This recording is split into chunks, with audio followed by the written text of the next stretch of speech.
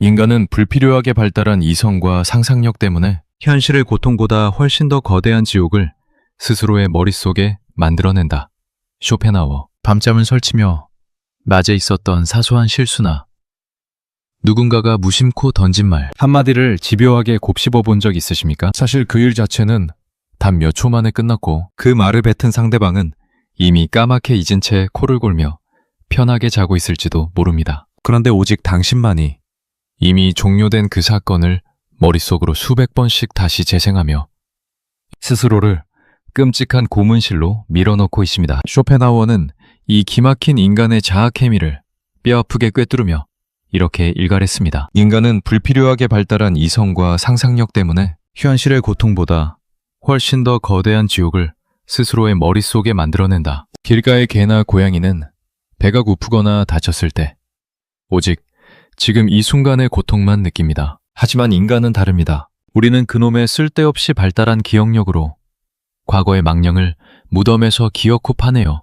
오늘을 괴롭히고 아직 일어나지도 않은 미래의 불안까지 상상력으로 끌어와 현재를 난도질합니다. 당신을 진정으로 파멸시키는 것은 세션이 던진 돌멩이가 아니라 그 돌멩이를 굳이 주워들어 매일 밤 스스로의 머리를 내리치는 미련한 생각입니다. 오늘 잊지도 않은 환영에 사로잡혀 스스로 지옥, 불에 뛰어드는 인간의 이 어리석은 굴레를 철학의 서늘한 시선으로 박살내보려 합니다. 나를 가장 잔인하게 괴롭히는 매 생각이라는 폭군에게서 벗어나고 싶다면 이 차가운 진실을 끝까지 마주하십시오. 한번 솔직하게 돌아보십시오. 지금 당신이 겪고 있는 고통 중에서 정말로 바로 이 순간 당신의 몸에 칼이 꽂혀 있거나 지금 이 초에 누군가가 당신의 목을 조르고 있는 그런 종류의 고통이 과연 얼마나 됩니까?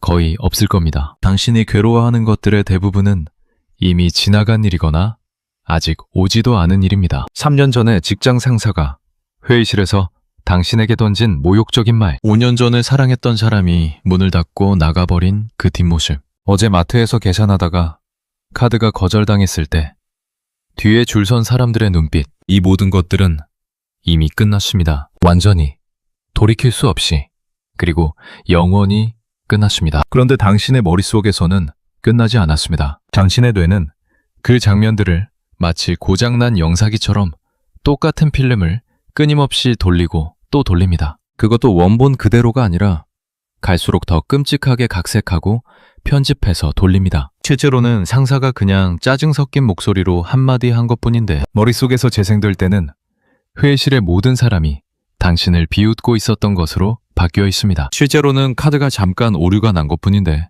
기억 속에서는 뒤에 선 모든 사람이 당신을 한심하게 쳐다본 것으로 변질되어 있습니다. 쇼펜하우어가 말한 것이 바로 이것입니다. 인간의 상상력이라는 놈은 현실을 있는 그대로 비추는 거울이 아닙니다. 그것은 현실을 왜곡하고 부풀리고 비틀어서 원래의 고통보다 10배, 100배 더 거대한 괴물로 키워내는 악마의 렌즈입니다. 동물의 세계를 한번 보십시오. 아프리카 초원에서 사자에게 쫓기던 영양이 있습니다. 사자의 발톱이 등을 스치고 지나갔지만 가까스로 도망쳤습니다. 그 영양은 위기가 지나간 뒤 어떻게 합니까?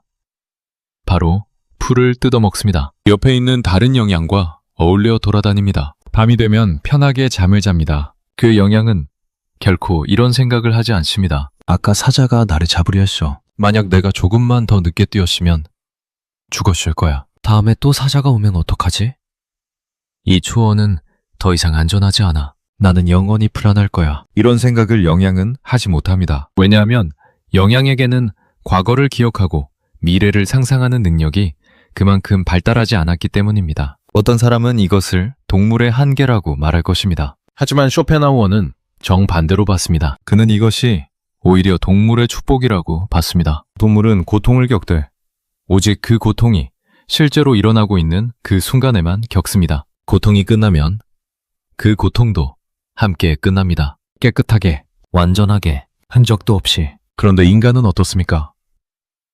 인간은 고통이 끝난 뒤에도 그 고통을 끝내지 못합니다. 아니, 끝내지 못하는 정도가 아니라 끝난 고통을 다시 살려냅니다. 이미 죽은 시체를 무덤에서 파내서 거기에 전기 충격을 줘서 억지로 다시 걸어 다니게 만드는 것과 같습니다. 그리고 그렇게 되살려낸 고통의 좀비에게 매일 밤 자기 자신을 물어뜯게 합니다. 이것이 인간만이 가진 끔찍한 재능입니다. 우리는 기억이라는 이름의 삽으로 과거의 무덤을 파헤치고 상상력이라는 이름의 전기 충격기로 죽은 고통을 되살리며 이성이라는 이름의 사슬로 그 고통을 자기 자신에게 영원히 묶어두는 이 세상에서 가장 정교한 자기 고문의 달인입니다. 생각해 보십시오. 당신이 지난 한 달 동안 잠을 제대로 못 잔 밤이 몇 번이나 됩니까?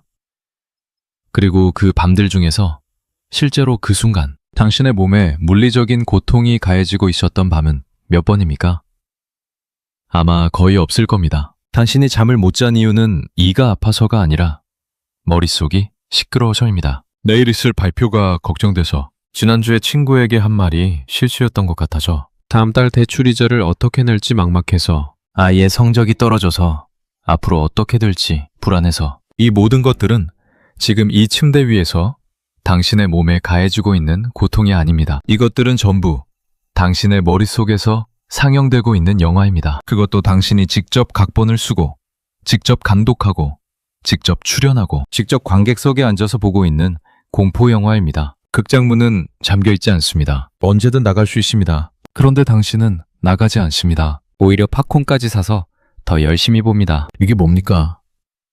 이게 대체 뭐 하는 짓입니까? 쇼펜하우어는 인간의 이 어처구니 없는 습관을 의지라는 개념으로 설명했습니다. 쉽게 말하면 이렇습니다. 인간의 마음 깊은 곳에는 하나의 거대한 힘이 있는데 이 힘은 끊임없이 뭔가를 원하고 뭔가를 닮아가고 뭔가에 집착합니다. 이 힘은 절대로 만족하지 않습니다. 무언가를 얻으면 또 다른 것을 원하고 위험이 사라지면 또 다른 위험을 상상해냅니다. 이 힘이 우리의 이성과 상상력을 도구로 삼아서 끊임없이 불안과 고통을 만들어내는 겁니다. 다시 말해서 당신이 밤에 잠을 못 자며 이런저런 걱정을 하는 것은 당신이 나약해서가 아닙니다. 당신 안에 있는 이 맹목적인 힘이 당신의 뛰어난 머리를 납치해서 걱정이라는 공장을 쉬지 않고 돌리고 있는 것입니다. 당신의 이성은 본래 문제를 해결하라고 주어진 도구인데 이 힘에 의해 납치당해서 오히려 문제를 만들어내는 기계로 전락해버린 겁니다. 이것을 좀 더 구체적으로 풀어보겠습니다. 당신의 머릿속에는 일종의 법정이 있다고 생각해 보십시오. 이 법정에서는 매일 재판이 열립니다. 티고는 항상 당신 자신입니다. 검사도 당신이고 판사도 당신이고 배심원도 전부 당신입니다. 그리고 이 법정은 결코 무죄 판결을 내리지 않습니다. 이 법정에서는 이미 결론이 나 있습니다. 유죄, 항상 유죄. 증거가 부족해도 유죄. 상황이 불가피했어도 유죄.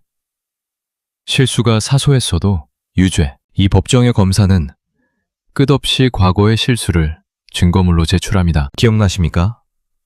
2년 전 송년회에서 당신이 한 그 말. 모두가 웃었지만 실은 당신을 비웃은 겁니다. 기억나십니까?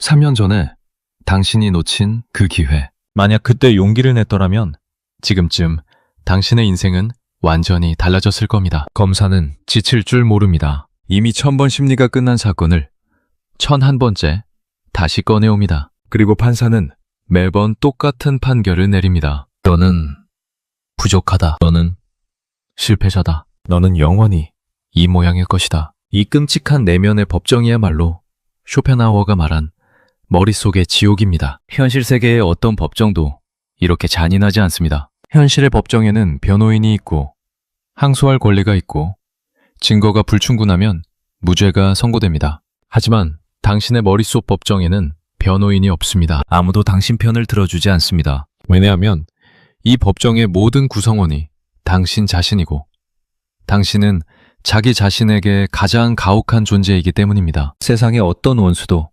당신만큼 당신을 잔인하게 심판하지 못합니다. 세상의 어떤 독재자도 당신만큼 당신을 교묘하게 고문하지 못합니다. 당신은 자기 자신의 가장 유능한 고문관입니다. 여기서 한 가지 소름 끼치는 사실을 말씀드리겠습니다. 이 머릿속 지옥의 가장 무서운 특성은 그것이 끝이 없다는 것입니다. 현실의 고통에는 반드시 끝이 있습니다. 아무리 극심한 신체적 고통도 결국에는 낫거나 몸이 적응하거나 최악의 경우에는 의식을 잃으면서 끝납니다. 하지만 머릿속의 고통은 다릅니다. 이것은 당신이 의식을 가지고 있는 한 절대로 끝나지 않습니다. 잠을 자는 동안에도 악몽의 형태로 찾아옵니다. 아침에 눈을 뜨는 순간 다시 시작됩니다. 출근길 지하철에서 점심시간에 혼자 밥을 먹으며 퇴근 후 텅 빈 방에 돌아와서 밤에 불을 끄고 침대에 누워서 쉬지 않고 멈추지 않고 당신의 머리는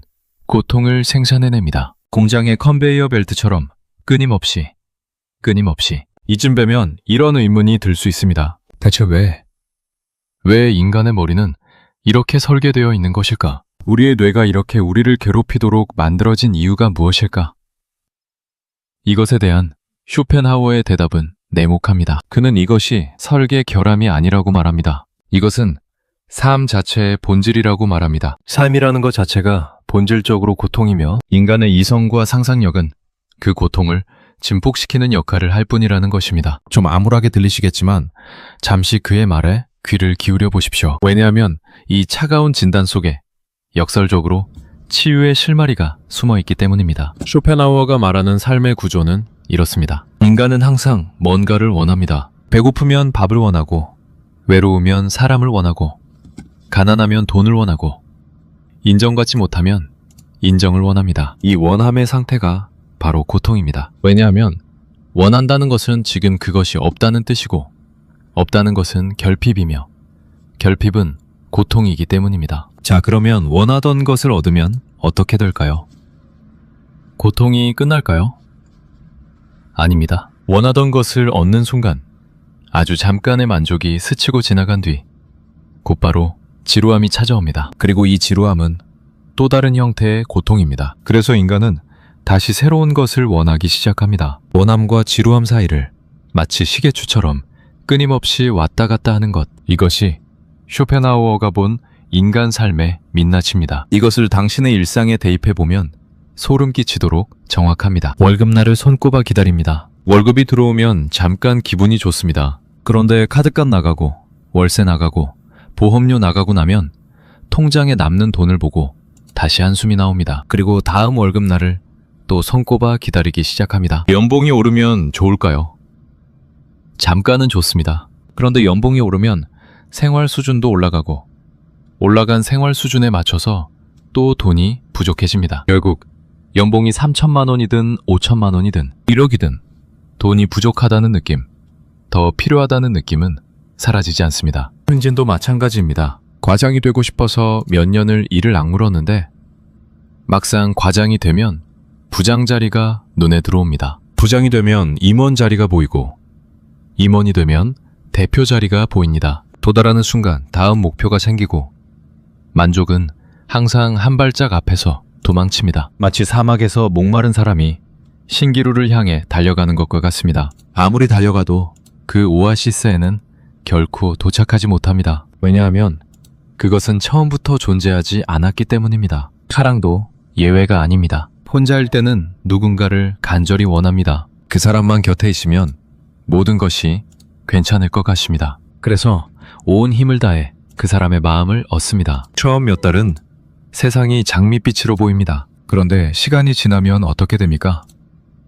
그 사람의 사소한 습관이 거슬리기 시작합니다. 밥 먹을 때 쩝쩝거리는 소리, 양말을 아무데나 벗어놓는 버릇, 대화할 때 핸드폰만 보는 태도, 처음에 그토록 간절하게 원했던 그 존재가 이제는 짜증의 원천이 됩니다. 그리고 마음 한구석에서는 다른 사람이었으면 어땠을까?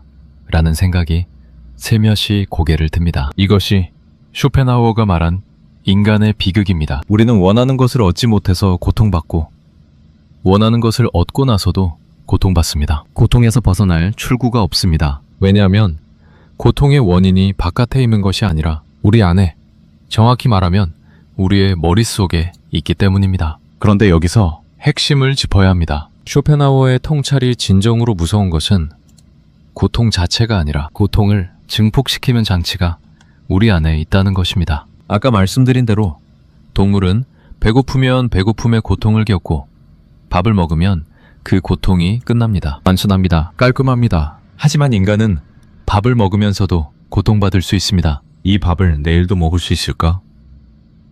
다음 달에는 이 밥값을 낼 수 있을까? 다른 사람들은 훨씬 좋은 걸 먹고 있는데 나만 이런 걸 먹고 있는 건 아닐까?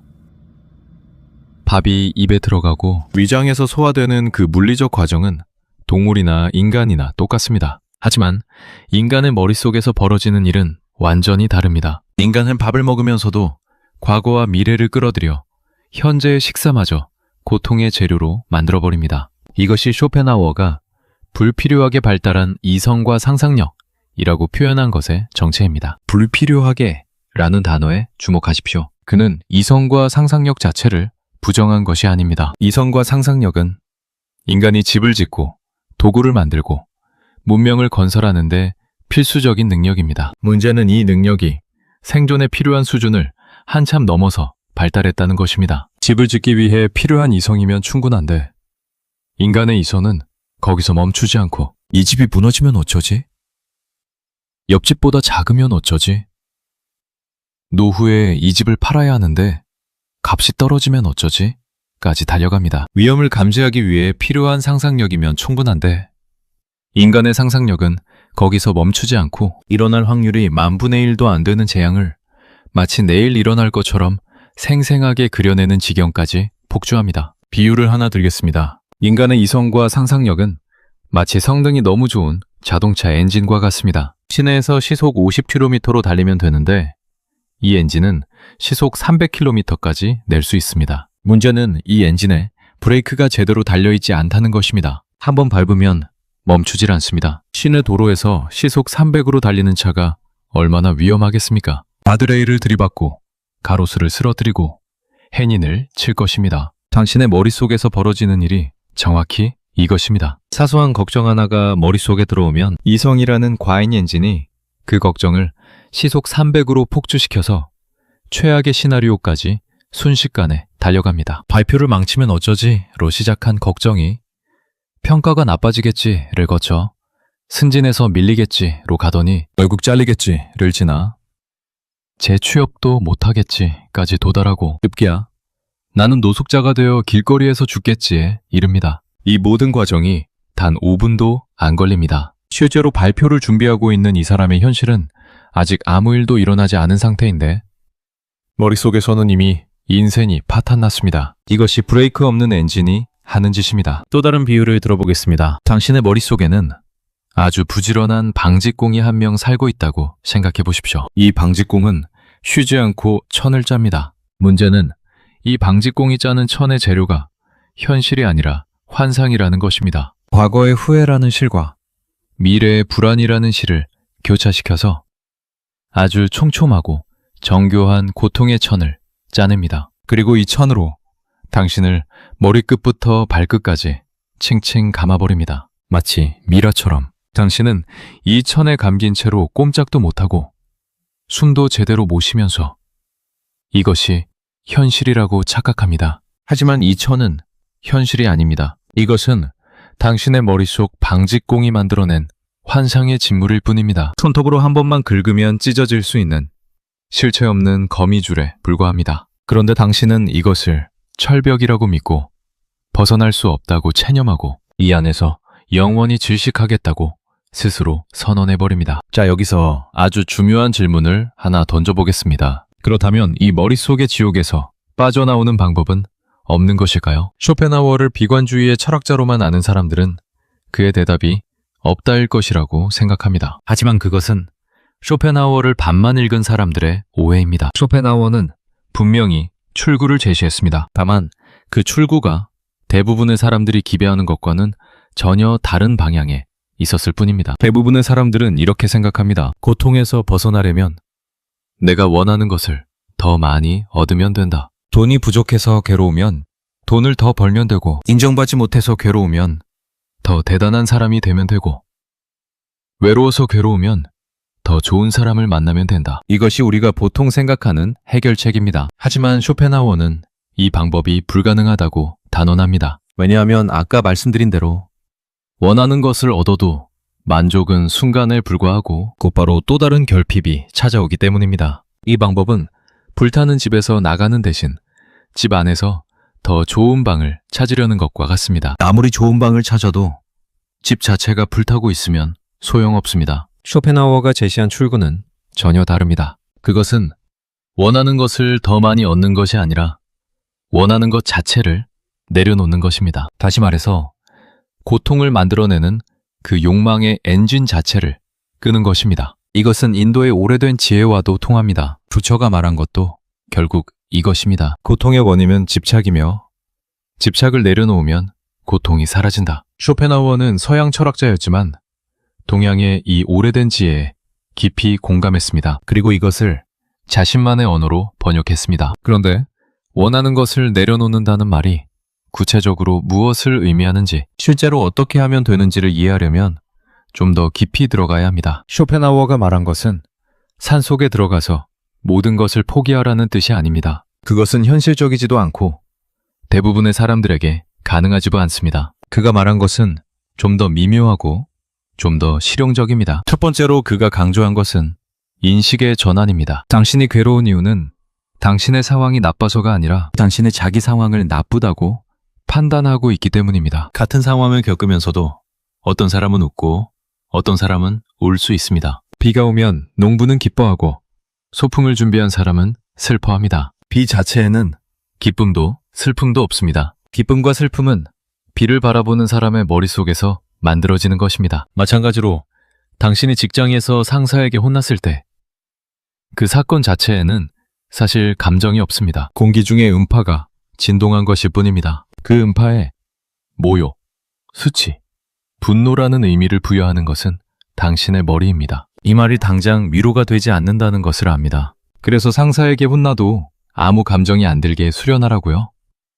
라고 반문하실 수 있습니다. 아닙니다. 쇼펜하우어도 그렇게까지 비현실적인 요구를 한 것은 아닙니다. 그가 말하는 것은 사건 자체와 사건에 대한 나의 해석을 구분할 줄 알라는 것입니다. 상사에게 혼나서 기분이 나쁜 것까지는 자연스러운 반응입니다. 하지만 거기서 멈추지 않고 나는 무능하다. 나는 항상 이렇다.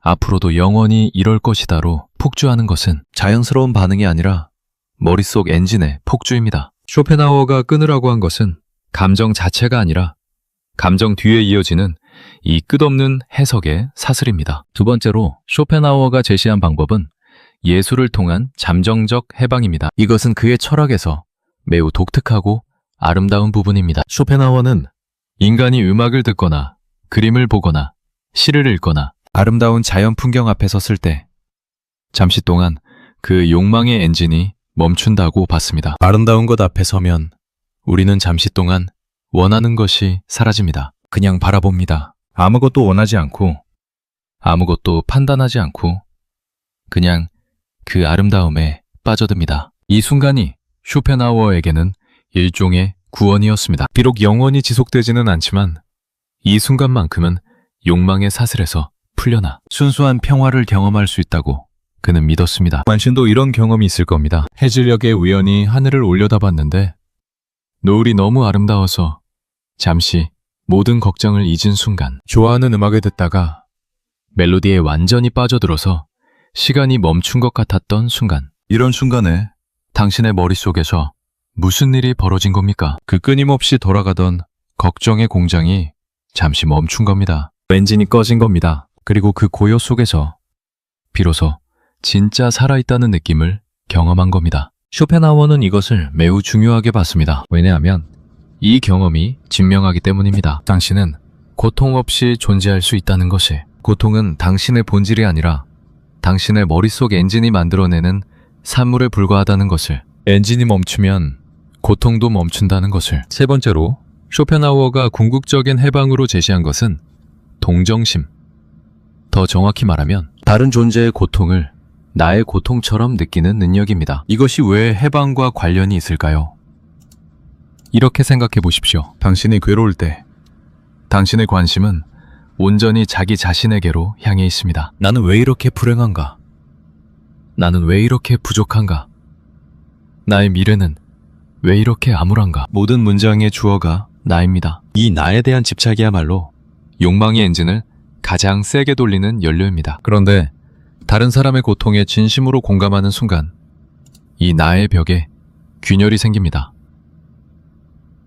뇌가 아닌 다른 존재도 나와 같은 고통 속에 있다는 것을 깨닫는 순간 나라는 감옥의 벽이 허물어지기 시작합니다. 이것은 단순한 도덕 교훈이 아닙니다. 이것은 실제로 고통에서 벗어나는 메커니즘입니다. 당신이 자기 걱정에 빠져서 뒤척이던 밤에 문득 옆집의 울음소리가 들렸다고 해보십시오. 또는 뉴스에서 어떤 사람의 안타까운 사연을 봤다고 해보십시오. 그 순간 당신의 관심이 나에서 그 사람으로 이동합니다. 그리고 놀랍게도 그 순간 당신 자신의 고통이 조금 줄어든 것을 느낄 수 있습니다. 이것은 착각이 아닙니다. 실제로 관심의 방향이 바뀌면 머릿속의 고통 생산 공장의 가동률이 떨어집니다. 다른 사람을 돕는 행위가 자기 자신의 마음을 치유하는 것이 바로 이 원리입니다. 쇼펜하우어는 이것을 알고 있었습니다. 그래서 그는 동정심을 모든 도덕의 기초로 놓았을 뿐 아니라 개인적 고통에서 벗어나는 출구로도 제시한 것입니다. 이제 다시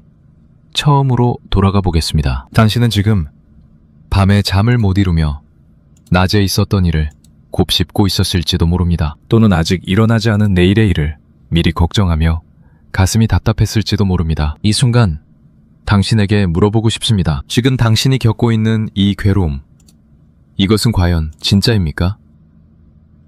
정말로 지금 이 순간 당신의 몸에 칼이 꽂혀 있습니까? 정말로 지금 이 초에 누군가가 당신을 해치고 있습니까? 아닐 겁니다. 지금 당신이 겪고 있는 괴로움의 대부분은 당신의 머릿속 고문관이 만들어낸 허구입니다. 아주 정교하고 아주 생생하고 아주 그럴듯한 허구. 하지만 결국은 허구입니다. 쇼펜하우어의 이 통찰이 위대한 이유는 고통의 원인을 정확하게 진단했기 때문입니다. 대부분의 사람들은 고통의 원인을 바깥에서 찾습니다. 저 사람 때문에 괴롭다.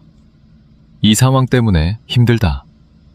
세상이 불공평하니까 고통스럽다. 하지만 쇼펜하우어는 고통의 진짜 원인이 바깥이 아니라 안에 있다고 말합니다. 당신의 머릿속에 있다고 말합니다. 그리고 이 진단이 왜 희소식이냐 하면 바깥의 상황은 바꾸기 어렵지만 자기 머릿속에서 벌어지는 일은 적어도 인식하고 다루는 법을 배울 수 있기 때문입니다. 물론 이것이 쉽다고 말하는 것은 아닙니다. 수십 년 동안 습관처럼 굳어진 사고 패턴을 바꾸는 것은 무척 어렵습니다. 매일 밤 돌아가는 그 걱정의 영사기를 끄는 것은 버튼 하나 누르는 것처럼 간단하지 않습니다. 하지만 최소한 한 가지는 할 수 있습니다. 그것은 바로 알아차리는 것입니다. 지금 내 머릿속에서 엔진이 폭주하고 있다는 것을 알아차리는 것. 지금 내가 겪고 있는 이 고통이 현실의 고통이 아니라 머릿속에서 만들어진 고통이라는 것을 인식하는 것. 이 알아차림 하나만으로도 고통의 강도는 현저히 줄어듭니다. 왜냐하면 고통이 가장 극심한 순간은 그것이 현실이라고 착각하는 순간이기 때문입니다. 꿈에서 괴물에게 쫓길 때 가장 무서운 것은 그것이 꿈이라는 것을 모를 때입니다. 꿈이라는 것을 아는 순간 괴물은 여전히 쫓아오지만 공포는 절반으로 줄어듭니다. 이것을 일상에서 실천하는 방법을 구체적으로 말씀드리겠습니다. 다음에 밤에 잠을 못 이루며 걱정이 밀려올 때 이렇게 해보십시오. 잠깐 멈추고 자기 자신에게 이렇게 물어보십시오. 지금 내 몸에 실제로 고통을 주고 있는 것이 있는가?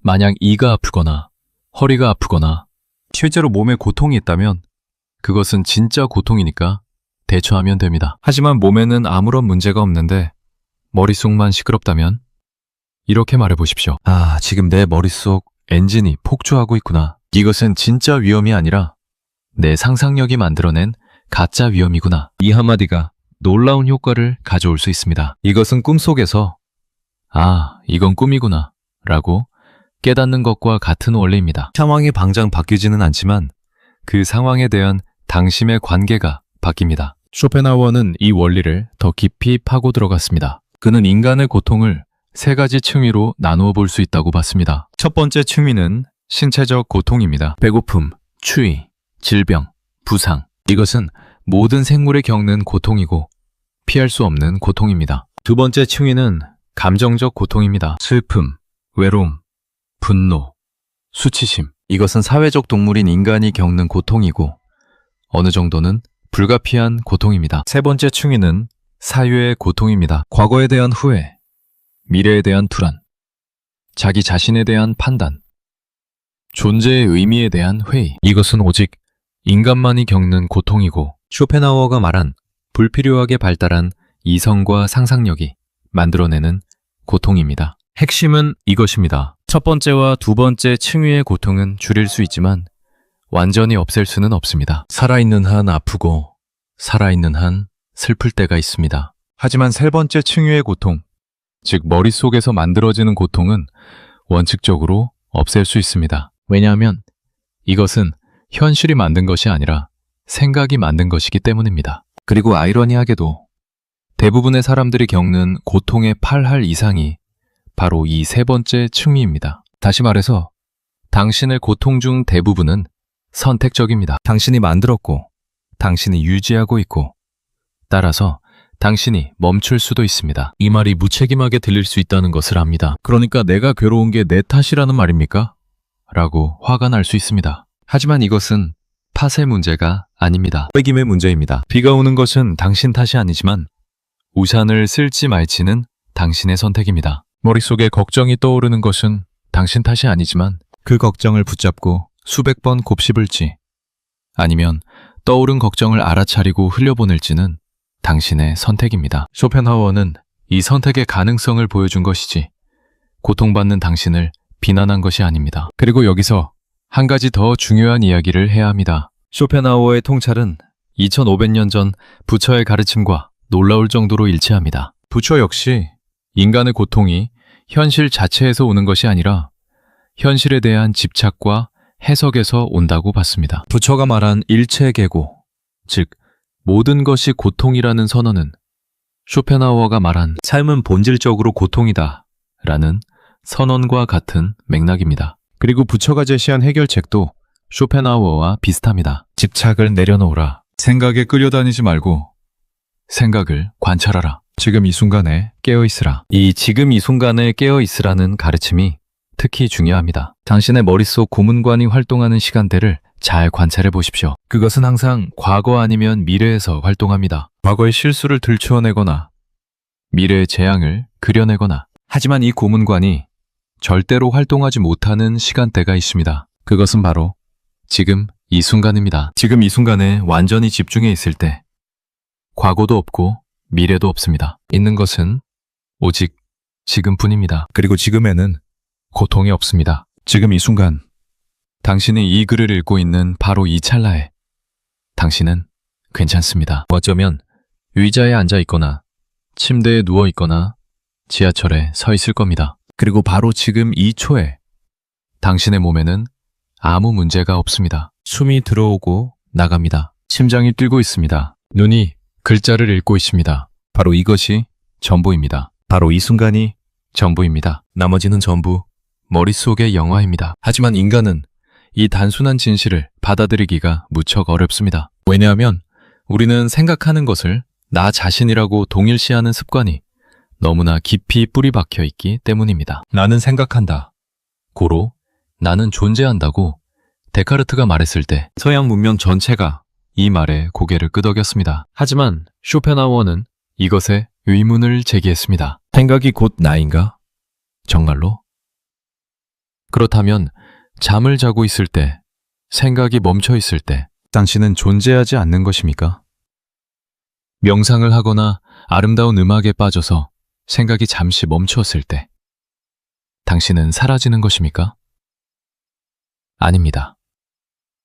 당신은 여전히 존재합니다. 생각이 멈추어도 당신은 사라지지 않습니다. 이것이 의미하는 바는 생각은 당신의 도구이지 당신의 본질이 아니라는 것입니다. 망치는 목수의 도구이지 목수 자체가 아닌 것처럼 생각은 당신의 도구이지 당신 자체가 아닙니다. 그런데 우리는 이 도구에 완전히 지배당하고 있습니다. 마치 목수가 자기 망치에 맞아서 쓰러진 것처럼 우리는 자기 생각에 맞아서 매일 밤 쓰러지고 있습니다. 이 지점에서 니체의 이야기를 잠깐 가져와 보겠습니다. 니체는 쇼펜하우어의 열렬한 독자였고 초기에는 그의 영향을 크게 받았습니다. 하지만 니체는 결국 쇼펜하우어와 다른 길을 갔습니다. 쇼펜하우어가 삶의 고통 앞에서 욕망을 내려놓으라고 했다면 니체는 오히려 그 고통을 껴안으라고 했습니다. 삶이 고통이라고?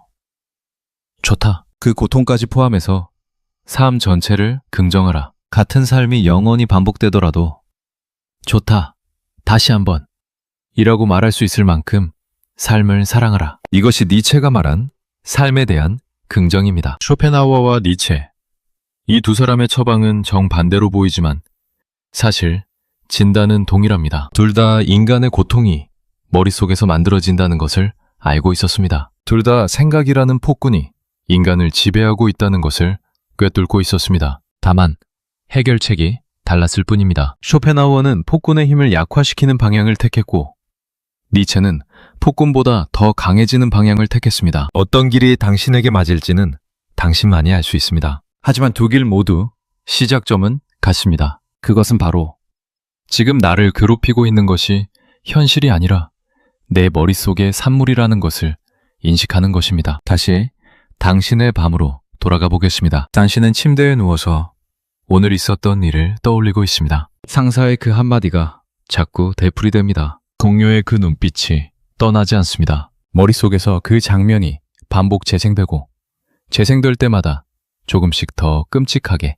변형됩니다. 그리고 내일 있을 회의가 걱정됩니다. 이번 달 카드값이 걱정됩니다. 아이의 학교 문제가 걱정됩니다. 부모님의 건강이 걱정됩니다. 걱정이 걱정을 낳고 그 걱정이 또 걱정을 낳아서 머릿속이 걱정의 거미줄로 가득 찼습니다. 이 순간 쇼펜하우어가 당신의 침대 옆에 앉아서 이렇게 말한다고 상상해 보십시오. 자네가 지금 겪고 있는 이 모든 고통, 이것은 진짜가 아니네.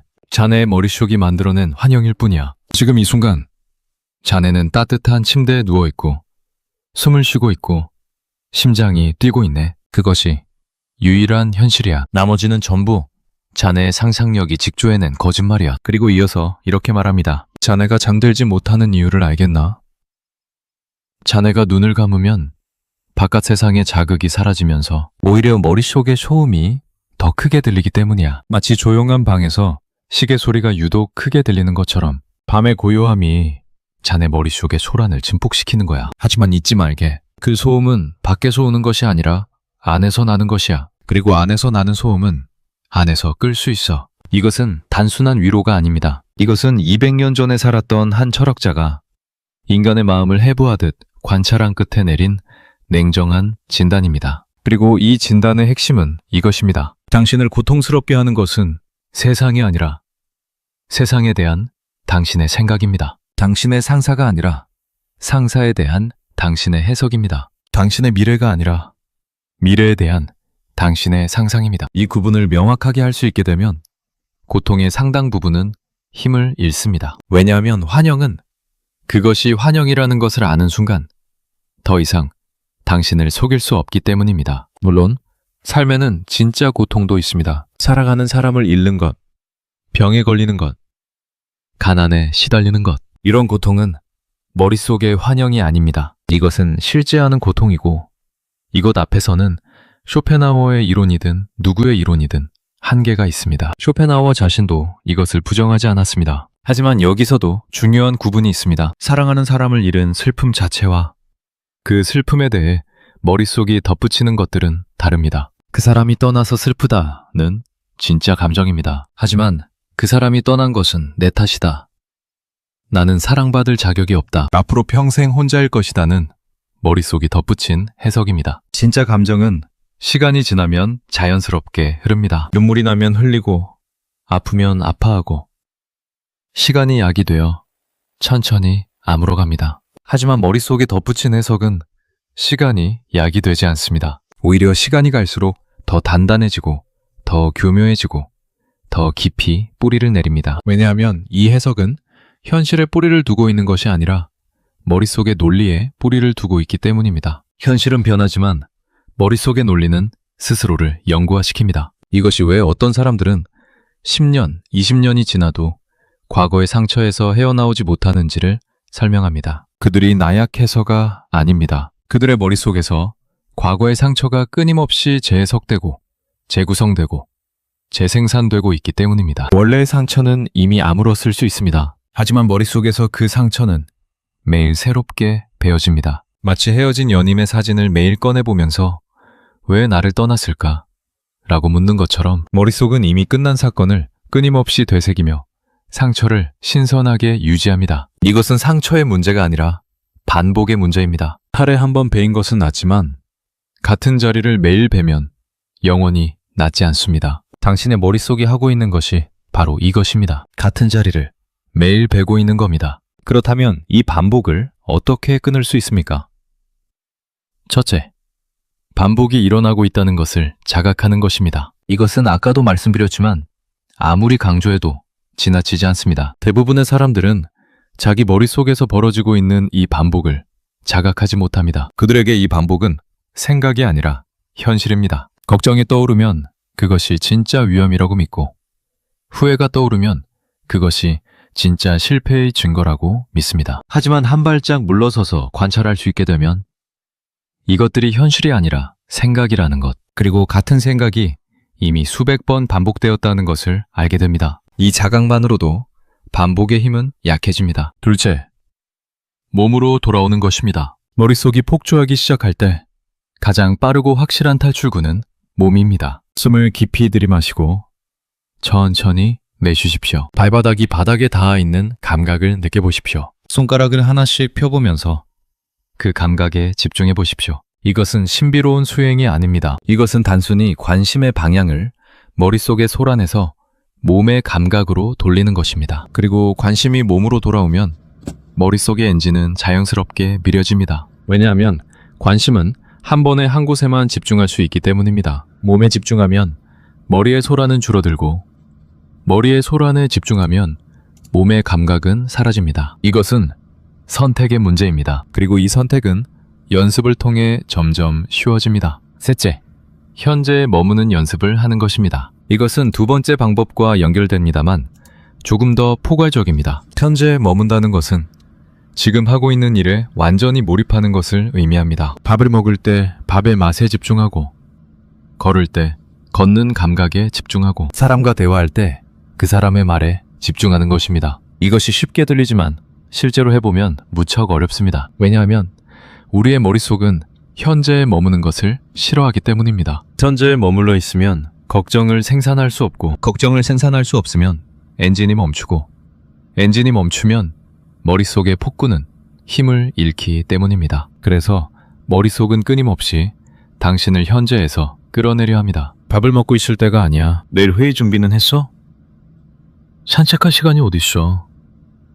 이번 달 카드값은 어떻게 할 거야? 이런 식으로 끊임없이 당신을 과거나 미래로 끌고 갑니다. 하지만 당신이 이 메커니즘을 알고 있으면 끌려가는 횟수가 줄어듭니다. 완전히 없어지지는 않겠지만 확실히 줄어듭니다. 넷째, 비교를 멈추는 것입니다. 쇼펜하우어가 지적한 인간 고통의 또 다른 큰 원인은 비교입니다. 인간은 자기 상황을 다른 사람의 상황과 끊임없이 비교합니다. 그리고 이 비교는 거의 항상 자기에게 불리한 방향으로 이루어집니다. 나보다 돈을 더 많이 버는 사람, 나보다 더 예쁜 집에 사는 사람, 나보다 더 행복해 보이는 부부, 나보다 더 잘 나가는 동기. 이 비교가 만들어내는 고통은 순전히 머릿속의 산물입니다. 왜냐하면 비교하기 전까지 당신은 아무런 고통도 느끼지 않고 있었기 때문입니다. 당신의 월급이 300만 원이라는 사실은 비교하기 전에는 그냥 사실일 뿐입니다. 하지만 옆자리 동료가 500만 원을 받는다는 것을 알게 되는 순간 같은 300만 원이 갑자기 부족한 300만 원으로 변합니다. 돈이 줄어든 것이 아닙니다. 당신의 머릿속에서 해석이 바뀐 것입니다. 동물은 비교하지 않습니다. 옆에 개가 더 큰 뼈다귀를 가지고 있다고 해서 자기 뼈다귀가 갑자기 맛없어지지 않습니다. 하지만 인간은 다릅니다. 옆 사람이 뭘 가지고 있는지에 따라 자기가 가진 것의 가치가 올라갔다 내려갔다 합니다. 이것은 미친 짓입니다. 물건의 실제 가치는 변한 것이 하나도 없는데 머릿속의 비교 엔진이 가치를 조작하고 있는 겁니다.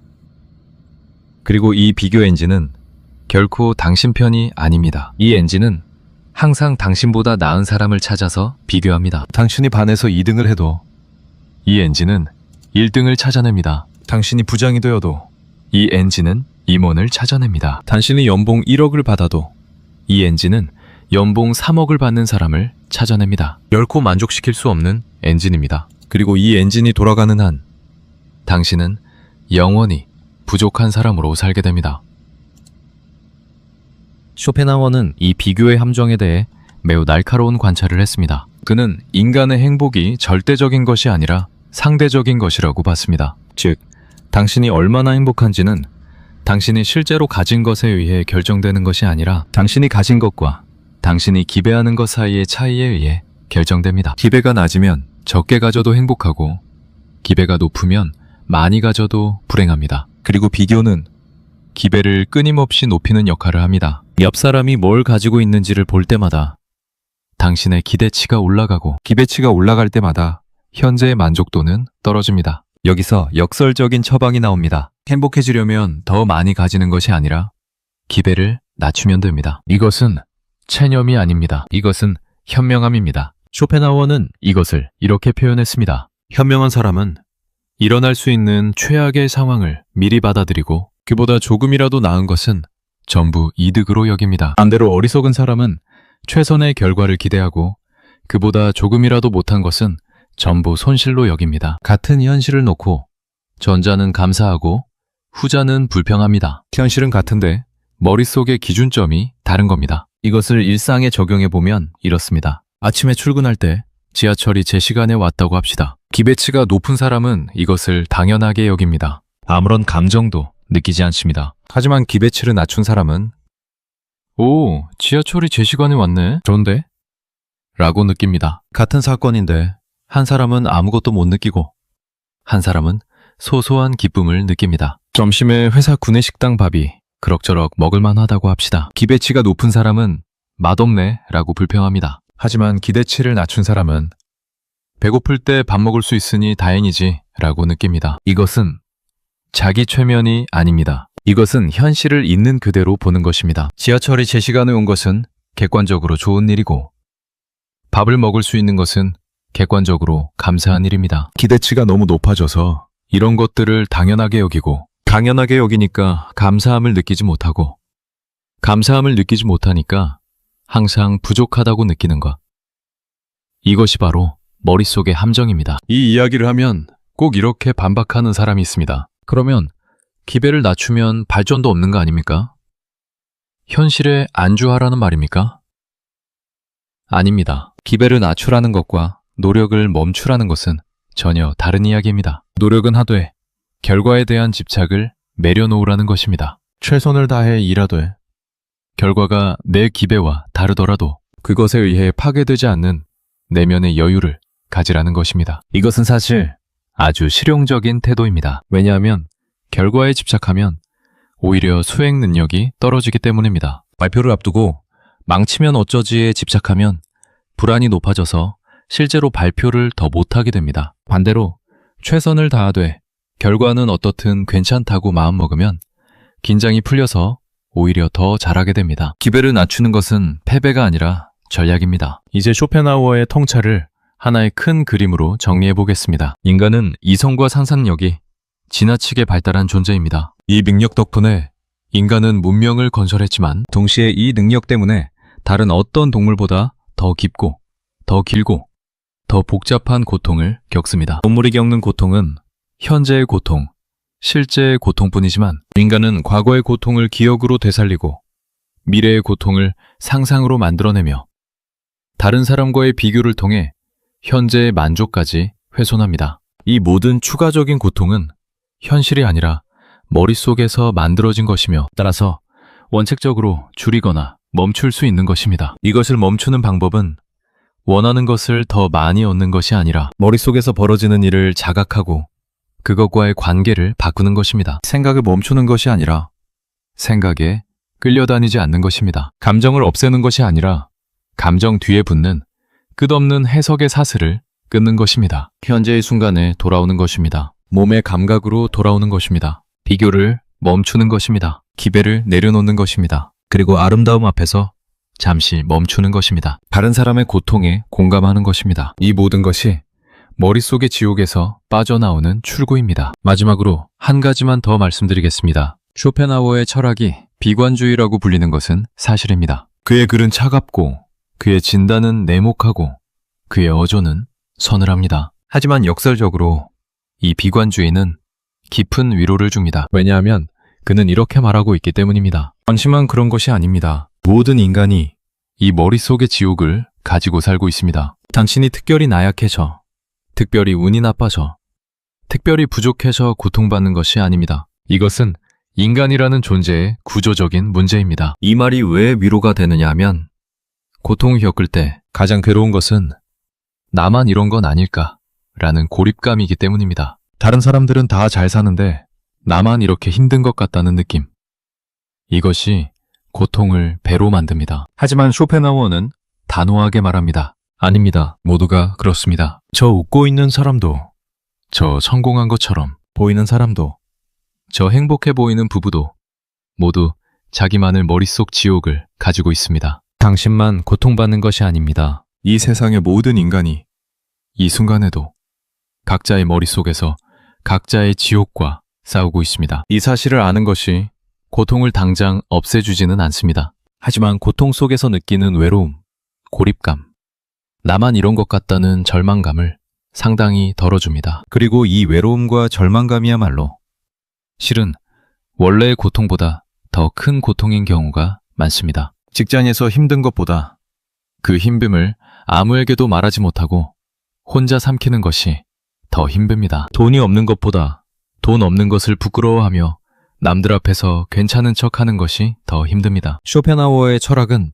이 혼자라는 감옥의 벽을 허무는 역할을 합니다. 모두가 같은 감옥에 있다는 것을 아는 것만으로도 감옥의 벽은 조금 낮아집니다. 오늘 밤 다시 걱정이 밀려올 때 기억하십시오. 그것은 진짜가 아닙니다. 당신의 머릿속이 만들어낸 환영입니다. 당신은 지금 이 순간 괜찮습니다. 숨이 들어오고 나갑니다. 심장이 뛰고 있습니다. 당신은 살아있고 바로 이 순간에는 아무런 위험도 없습니다. 머릿속의 폭군이 아무리 소리를 질러도 그것은 메아리일 뿐입니다. 실체가 없는 메아리. 당신을 진짜로 해칠 수 없는 메아리. 그 메아리에 귀를 기울이지 마십시오. 대신 지금 이 순간의 고요에 귀를 기울이십시오. 그 고요 속에 당신이 그토록 찾아 헤매던 평화가 이미 있습니다. 밖에서 찾을 필요가 없습니다. 그것은 처음부터 당신 안에 있었습니다. 다만 머릿속의 소란이 너무 시끄러워서 들리지 않았을 뿐입니다. 쇼펜하우어가 200년 전에 던진 이 차가운 진실은 오늘날에도 여전히 유효합니다. 아니, 스마트폰과 소셜미디어가 비교의 기회를 무한대로 늘려놓은 지금 그 어느 때보다 더 절실하게 유효합니다. 과거에는 옆집 사람하고만 비교하면 되는데 지금은 전 세계의 모든 사람과 비교해야 합니다. 과거에는 하루에 한두 번 걱정거리가 들어왔는데 지금은 알림이 울릴 때마다 새로운 걱정거리가 들어옵니다. 과거에는 밤이 되면 세상과 단절되어 쉴 수 있었는데 지금은 밤에도 손안의 화면이 세상의 모든 자극을 쉬지 않고 쏟아붓습니다. 머릿속의 엔진이 쉴 틈이 없습니다. 24시간 풀가동입니다. 그래서 현대인의 머릿속 지옥은 쇼펜하우어 시대보다 훨씬 더 뜨겁고 훨씬 더 넓고 훨씬 더 빠져나오기 어렵습니다. 그러니 더더욱 쇼펜하우어의 이 경고에 귀를 기울여야 합니다. 당신을 파괴하는 것은 세상이 아닙니다. 당신의 머리입니다. 세상이 던진 돌멩이가 아니라 그 돌멩이를 주워들어 매일 밤 스스로의 머리를 내리치는 당신의 손입니다. 그 손을 멈추십시오. 그 돌멩이를 내려놓으십시오. 그리고 텅 빈 손으로 지금 이 순간의 공기를 느껴보십시오. 바람이 불고 있습니다. 어딘가에서 새가 울고 있습니다. 당신은 살아있습니다. 바로 그것으로 충분합니다. 200년 전의 철학자가 당신에게 전하는 메시지는 결국 이 한마디로 귀결됩니다. 생각을 멈추고 지금을 살아라. 머릿속의 지옥에서 나와 눈앞의 세상을 보라. 그 세상은 당신이 두려워하는 것만큼 끔찍하지 않습니다. 끔찍한 것은 세상이 아니라 세상을 바라보는 당신의 렌즈였을 뿐입니다. 그 렌즈를 벗어 던지는 순간 세상은 달라 보이기 시작합니다. 그리고 그 순간이 바로 당신이 머릿속의 지옥에서 걸어 나오는 첫걸음이 됩니다.